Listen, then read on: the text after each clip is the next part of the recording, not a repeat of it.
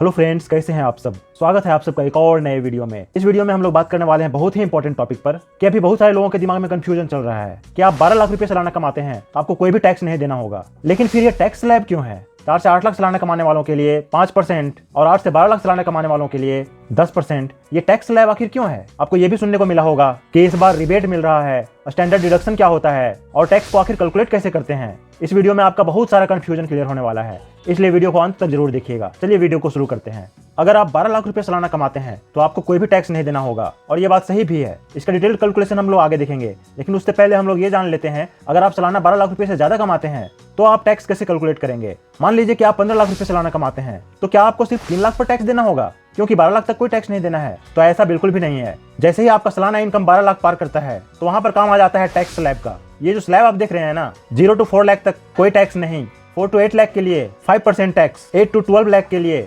10% tax, 12 to 16 lakh के लिए 15% tax. आगे हम लोग डिटेल्स में इसका कैलकुलेशन देखेंगे, लेकिन यहाँ ये जानना जरूरी है कि यहाँ 12 लाख से 15 लाख के बीच सिर्फ 3 लाख पर टैक्स नहीं देना होगा, बल्कि टैक्स स्लैब के हिसाब से टैक्स देना होगा। यहाँ कई सारे लोगों के दिमाग में एक और कंफ्यूजन आ रहा होगा कि कई जगह पर यह भी सुनने को मिल रहा है कि 12.75 लाख तक कोई टैक्स नहीं देना होगा। अब इसका मतलब क्या है। तो यहाँ पर आता है स्टैंडर्ड डिडक्शन। यहाँ पर मैं आपको समझाता हूँ कि स्टैंडर्ड डिडक्शन क्या होता है। मान लीजिए कि आप कहीं जॉब कर रहे हैं, तो यहाँ पर सैलरीड एम्प्लॉय के लिए गवर्नमेंट 75,000 का स्टैंडर्ड डिडक्शन देता है, यानी कि एक्स्ट्रा छूट। तो यहाँ पर ये बहुत क्लियरली आप लोगों को समझ में आना चाहिए कि अगर आप बिजनेस से कमा रहे हैं तो आपको 12 लाख तक कोई टैक्स नहीं देना है, और अगर आप सैलरीड एम्प्लॉय हैं तो आपको 12,75,000 तक कोई टैक्स नहीं देना है।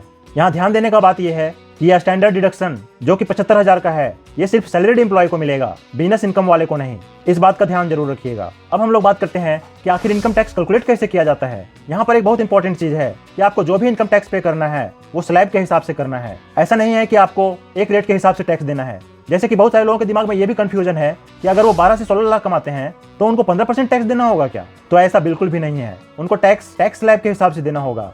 इसको कैलकुलेट करने के लिए मान लेते हैं कि आपका सालाना इनकम 15 लाख रुपया है, तो 15 लाख में से पहला 4 लाख में तो आपको कोई टैक्स नहीं देना होगा, क्योंकि टैक्स स्लैब में 0 से 4 लाख तक के लिए कोई टैक्स नहीं लगता है।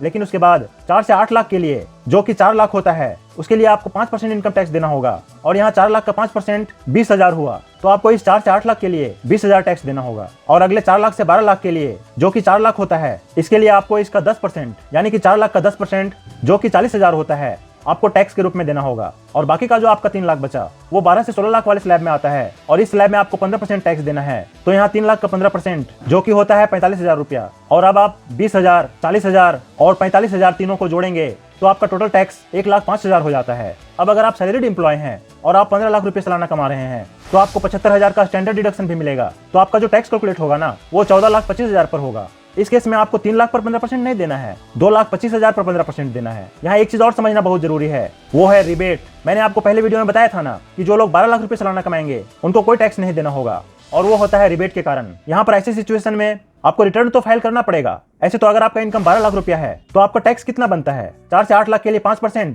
जो कि 4 लाख का 5% 20,000 होता है, और 8 लाख से 12 लाख के लिए 10%, जो कि 4 लाख का 10% 40,000 होता है, यानी कि दोनों को मिला के 60,000 होता है। लेकिन यहाँ पर गवर्नमेंट 80,000 तक का रिबेट देती है, यानी कि छूट देती है। वैसे तो यहाँ आपका टैक्स 60,000 बन रहा था, लेकिन ये 60,000 80,000 रिबेट के अंदर ही आता है, इसलिए आपको कोई टैक्स नहीं देना होता है।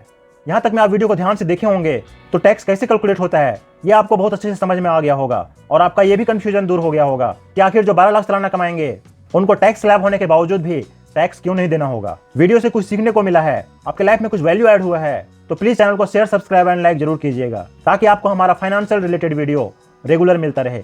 मिलते हैं अगले वीडियो में। धन्यवाद।